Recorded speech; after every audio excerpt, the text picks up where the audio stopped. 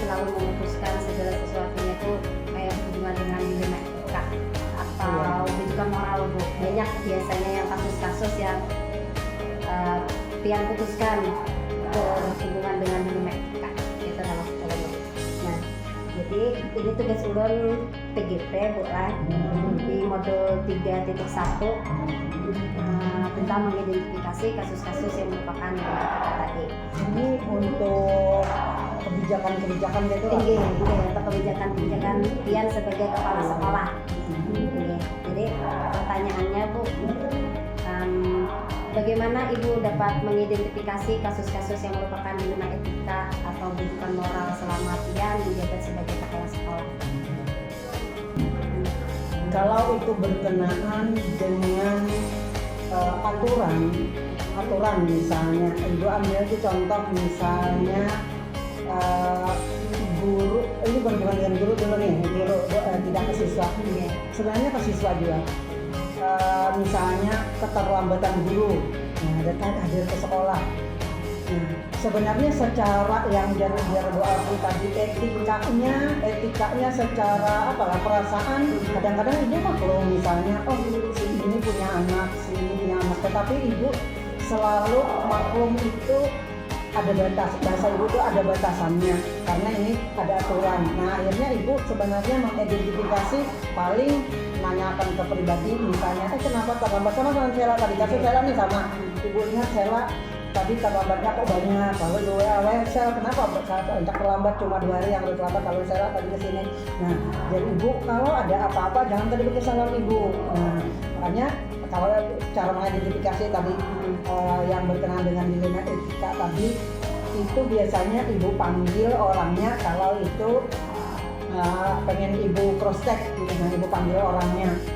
Nah setelah itu kalau bisa ibu maklumi, tetapi kalau ini bisa nih diatasi dengan ini, nah biasanya ibu secara umum ibu buat SOP supaya ada yang pegangan kita semua guru harus mematuhi apapun itu, walaupun selalu ada pemakluman untuk orang-orang tertentu kalau alasannya bisa diterima. Makanya dilema etikanya kan masuk di ibu sebagai manusia juga ibu punya perasaan, berempati. Nah yang kayak itu yang ibu ambil satu contoh aja tadi. Kemudian Bu, bagaimana Ibu menjalankan pengambilan keputusan di sekolah Ibu selama ini, kemudian terutama untuk kasus-kasus di mana ada 2 kepentingan yang sama-sama itu benar atau sama-sama mengandung nilai kebaikan.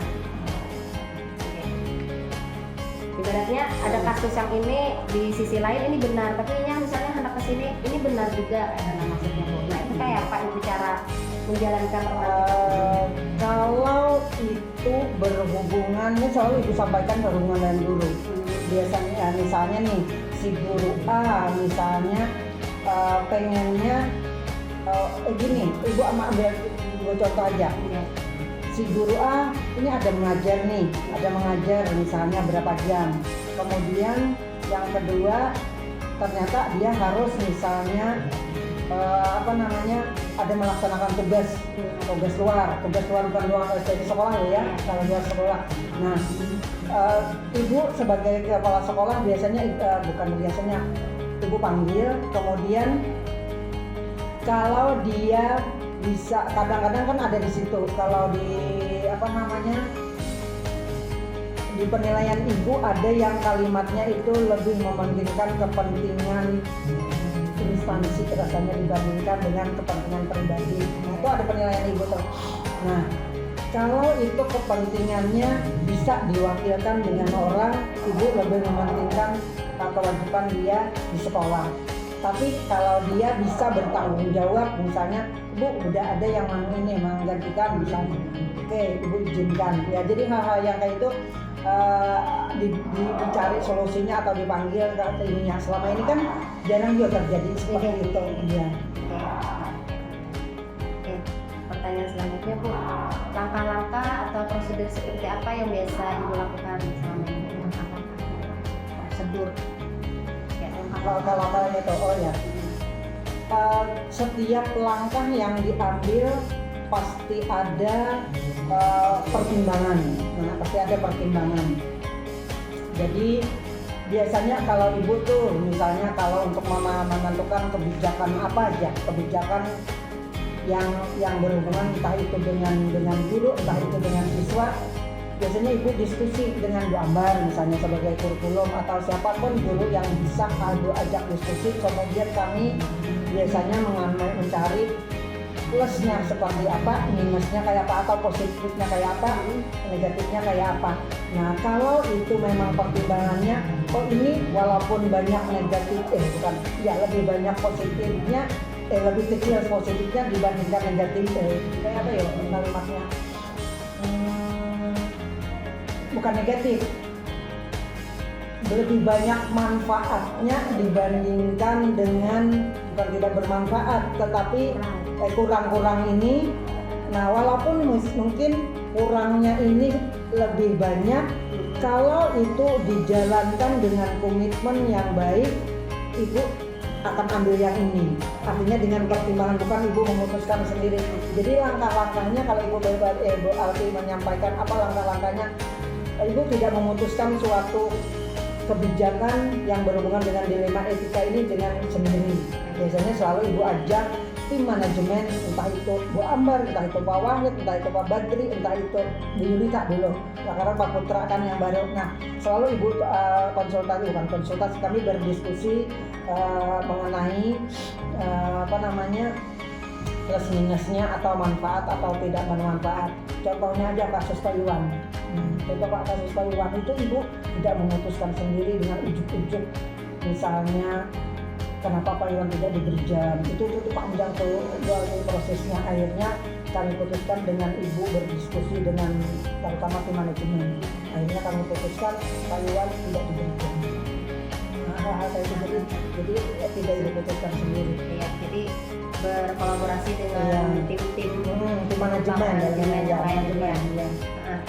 Kemudian Bu, hal apa saja yang selama ini ibu anggap efektif dalam pengambilan keputusan pada kasus-kasus ini? Yang efektif selalu melibatkan tim sepertinya. Kalau yang efektif ya selalu melibatkan tim yang pertama. Kemudian kadang-kadang disampaikan di forum rapat dan minta pendapat, misalnya Bapak Ibu kayak apa nih.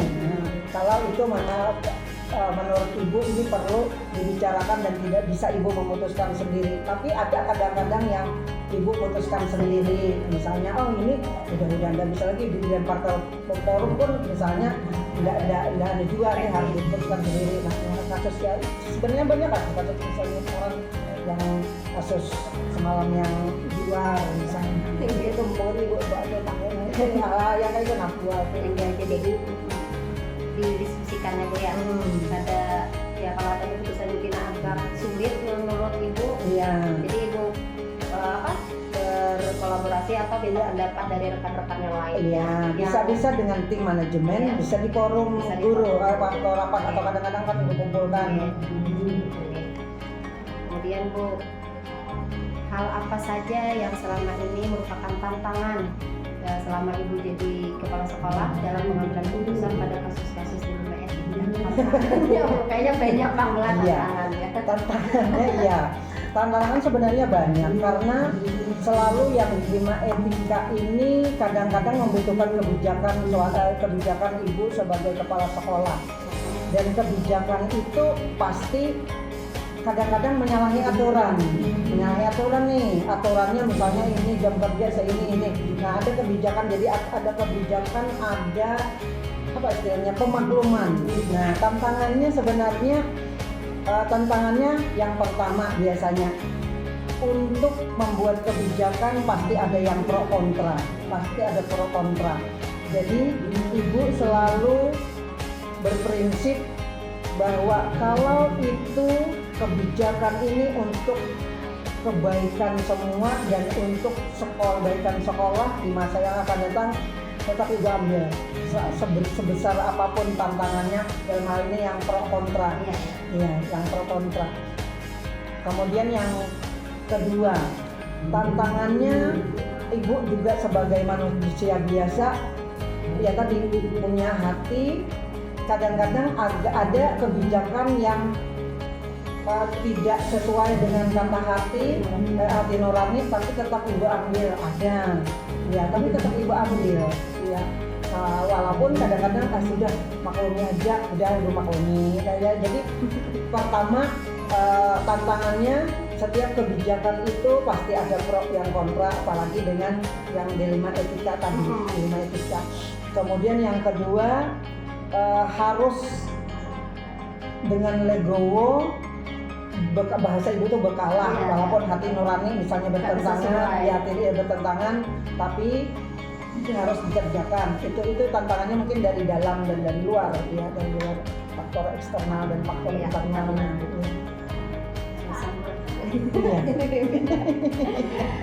Macam-macam pasti dengan perasaan lah.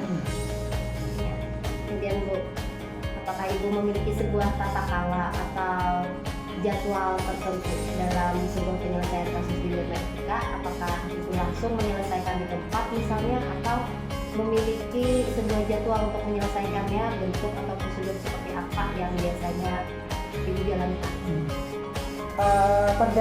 Tergantung masalahnya. Kalau itu urgent, artinya harus diselesaikan atau diambil keputusan saat itu harus ibu ambil keputusan. Tetapi kalau itu tidak urgent, tidak membutuhkan keputusan saat itu juga, pasti ibu diskusikan dengan tim manajemen yang berhubungan. Misalnya kasus anak, kasus siswa kita yang bermasalah. Nah, tidak ujuk-ujuk misalnya, berhentikan aja, enggak. Jadi kita harus sesuai prosedur. Jadi kalau Ibu Alfi bertanya tadi, atau pertanyaan Ibu Alfi itu tadi, jadi kita lihat permasalahannya. Jadi lihat permasalahannya. Kalau itu urgent, artinya membutuhkan keputusan saat itu juga, langsung saya.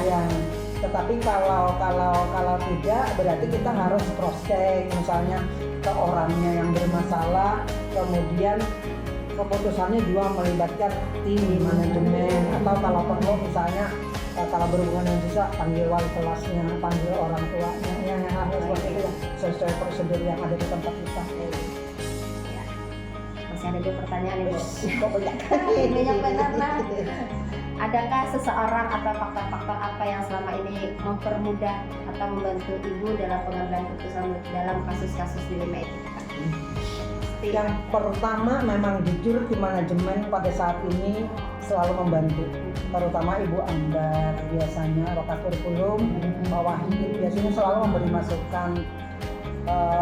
Bu Yunita pada saat Bu Yunita juga memberi masukan. Jadi intinya adakah banyak faktor.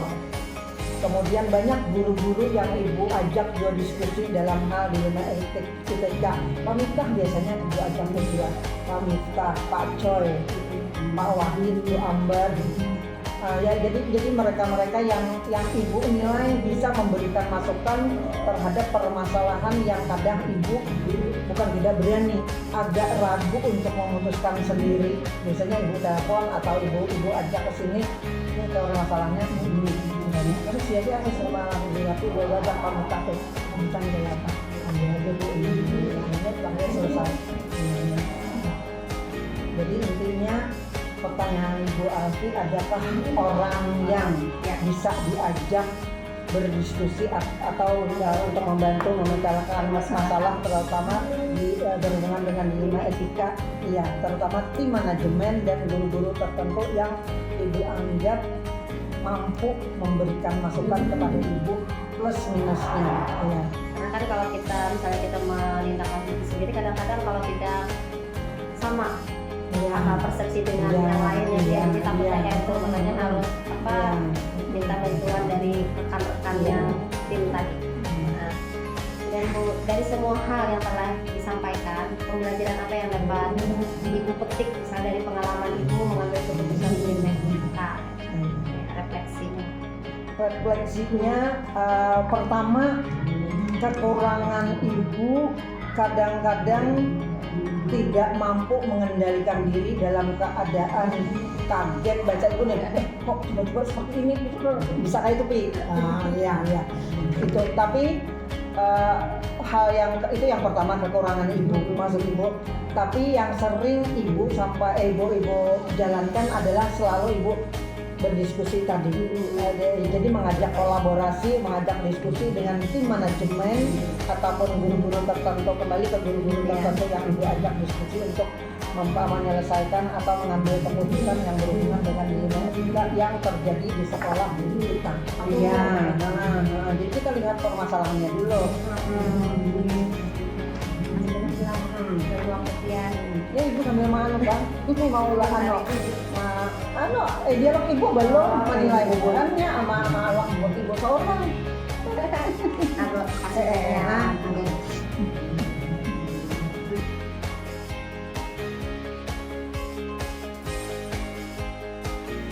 Cara Bapak tadi Pak menjalankan pengambilan keputusan di sekolah Bapak ketika untuk kasus-kasus di mana ada dua kepentingan yang sama-sama atau sama-sama mengambil keputusan. Jadi yang pertama saya akan menunjukkan dulu paradigma yang dalam masalah tersebut ya. Misalkan paradigma yang saya gunakan itu adalah antara individu versus masyarakat. Maksudnya individu ini orang-orang, kalau masyarakat ini bisa antara kelompok sekolah atau sebagai contoh yang nyata gitu ya.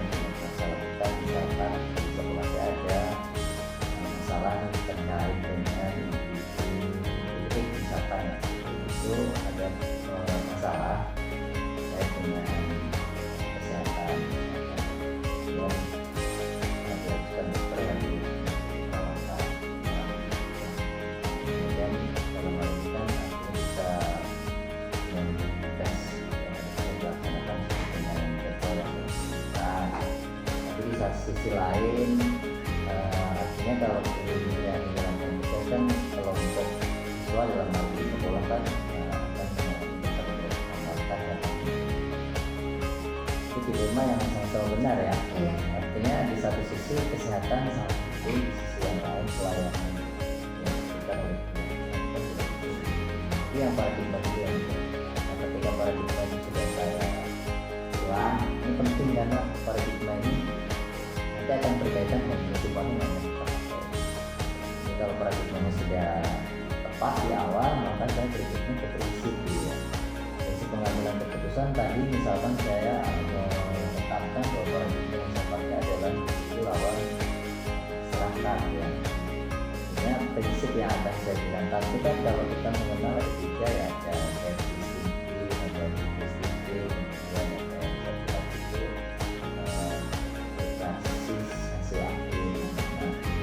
ketika saya memilih paradigma individual masyarakat dengan pertimbangan kesehatan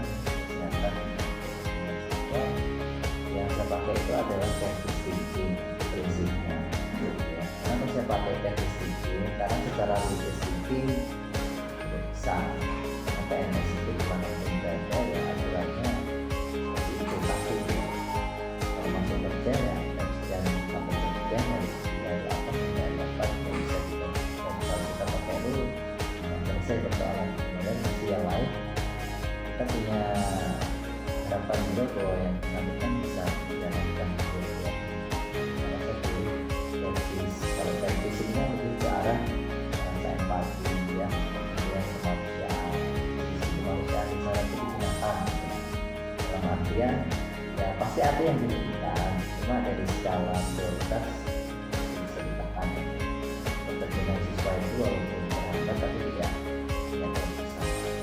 Kemudian setelah prinsipnya saya pilih di Kempis, kita akan masuk nih di pengungsian, langkah pengungsian, pengambilan keputusan itu kan ada 9 dari lokal dan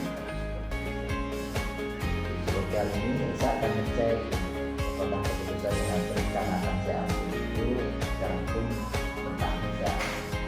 Ketika saya melihat peraturan yang ada di sana ada bukan satu peluang untuk mengada-adakan kebijakan bahwa di peraturan itu memang disebutin bahwa setiap PNS itu ketika sakit sakitnya akan terjadi sekian berat maka dia sakit. Tapi ketika sakitnya tidak terlalu berat dan bisa menjalankan ya, dia bisa melakukan proses perawatan. Nah, cuma ketika kami mengambil isu lokal ini kan tidak ada peraturan yang dilanggar dengan demikian karena ya tadi di satu hari yang digunakan untuk terapi itu kami alihkan ke persoalan dalam batas pengembangan. Misal itu kan tentunya setiap bulan ada ya waktu pengembangan diri. Sehingga di sana kami merasa bahwa secara legal kami tidak melanggar. Kemudian nanti ada institusi yang lain ya, seperti kita melanjutkan. Kalau usul legal sudah terlewati, jadi mungkin sampai kepada opsi terima itu ya, itu juga kami buat ini ada prioritas utama gitu yang prioritas misalkan bisa prioritas untuk saya itu sehat secara fisik dan mental. Karena saya berpikir bahwa kesehatan itu secara mental itu kebahagiaan dia di sekolah di rumah itu kan akan memberikan dia energi yang besar gitu ketika ada di sekolah itu dan menghasilkan tentang dan kalau sudah bahagia maka dia bisa bekerja dengan maksimal. Kemudian opsi trilema yang kedua itu saya berpikir bahwa memang anak itu perlu dilayani secara dengan catatan ini jika memang ketersediaan sarana prasarana tenaga pengajar ya ada hambatan yang bisa melalui proses itu pelayanan bisa dikatakan. Nah, dalam kasus ini kan guru saya memang mengalami kendala sehingga memang tidak bisa sedia yang tapi minimal tugas-tugas yang lain itu dilaksanakan sebaik-baiknya. Itu 4 hari itu sudah mampu dilaksanakan. Itu opsi trilema yang ketiga. Kemudian opsi trilema yang ketiga itu konsultasi dengan pihak pengawas dan itu mereka memberikan ruang untuk kebijakan yang akhirnya lebih humanis ya. Kita sisi kemanusiaan rasa empati bahwa kita nggak bisa sesakit. Kesehatan itu menjadi hal yang utama itu diutamakan. Lalu nanti kemudian kita mencoba menanyakan kembali apakah keputusan yang kita caranya bagaimana ketika saya mencoba mengambil sebuah keputusan yang kita ambil kan bahwa dia oke 1 hari digunakan untuk sesuatu untuk nanti dan kita mengecek ya ada unsur-unsur pelanggaran yang dilakukan saya selaku pimpinan, kemudian ada biaya yang dirugikan walaupun ada tapi memintakan seminimal mungkin ya kan walaupun pelayanan untuk siswa di hari yang digunakan itu tetap ada pemandu dan ya ada kendala dari walaupun dalam soal dia yang dikatakan jadi minimal dua-duanya bisa ya gurunya bisa sehat juga anaknya melayani. Itu sih menurut saya keputusan yang memang kemarin cukup dilematis ya. Kan ini efek dominonya teman-teman yang mungkin merasa juga kok kasih istimewaan gitu ya, ini bagian yang lain yang ada antisipasi kenapa si A ini dalam satu ini pasti kan perlu merasa perlu dibutuhkan soalnya bahwa tidak semua orang itu kondisinya sama dengan kita. Artinya dia mungkin sehat secara fisik dan mental tapi ada satu kita yang kondisinya seperti itu dan mari kita membangun empati antara kita yang bahwa seandainya dia di posisi beliau ya gimana perasaan dia ketika yang diharuskan tetap bekerja di kondisi yang tidak sehat. Alhamdulillah mungkin diterima dengan baik walaupun sudah keputusan itu tidak betul bagi semua orang itu tugas yang terima ya bagian dari itu dan yang menjadi pegangan saya adalah keputusan keputusan itu bermanfaat untuk sebagian besar. Kalau semua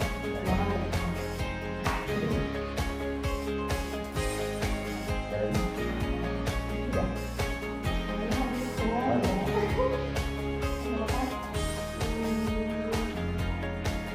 jadi kalau wawancara dengan yang tahu sih mungkin nggak lama sih. Tapi mungkin nanti dia kendalanya kalau yang nggak pernah. Bapak ini mencakup semuanya Pak. Apa sih dilema etika itu nanti dia kan menjelaskan apa sih paradigma kan kalau mainnya di 31 ini paradigma prinsip 98. Kebetulan kan saya ngajarin itu jadi ya saya mengatakan memang mempraktekkan juga. Mengatakan itu gini loh, kendala di lapangan itu ketika berbicara soal 31 kepala sekolah memang sekolah-sekolah yang tidak ngerti ini akan sulit ngomong dan mereka akan ngomong dengan cara mereka. Dikatakan antara dilema etika dan kebutuhan moral mereka akan sulit walaupun kasih tahu ini. Ketika bicara 439 ini kan yang ditutup di situ kan 439. Nah, yang terjadi di lapangan itu keputusan selalu diambil kadang-kala itu sepihak berdasarkan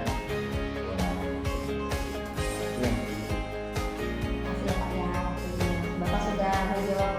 Padahal pertanyaannya cuma 2 baru. Tapi jawabannya kayaknya sudah hampir semuanya. Ya. harus cepat ya.